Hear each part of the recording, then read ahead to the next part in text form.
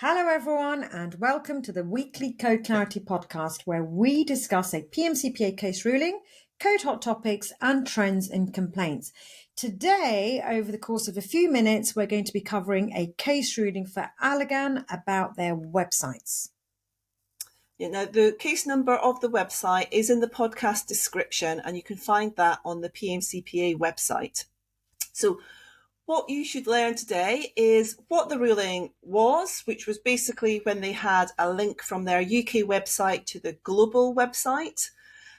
What does that mean for you and your company websites? And finally, how to make sure the code doesn't apply by adding disclaimers and pop-ups. So, Rena, what were the interesting points about this case? There's quite a few, actually. I mean, firstly, I would say poor Allergan.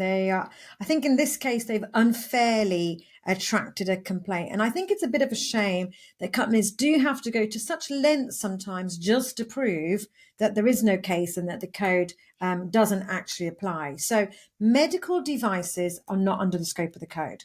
And what this complainant has done is visited an Allergan UK medical device website, which is then linked through to a global US website, which of course mentions their prescription-only medicine, Botox. Now, there wasn't a pop-up, but the site does say very clearly this is for a US audience.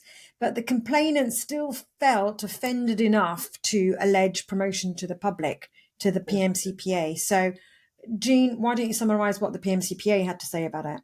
Yeah, so again, unfortunately, as you said, the PMCPA said that because there wasn't any pop-ups and because people might click through quickly, the code applied, and so they looked at it. But thankfully, when they did look at the case, they did rule no breaches because they said that actually the global website was very clear that it was an American website, and that was listed on all of the pages, and they had to navigate through that to actually get to the information about Botox. So I would say that would mean that to minimize your risk, be clear when you are people are leaving your UK website. So do add those pop-ups because that could solve the complaint to start with.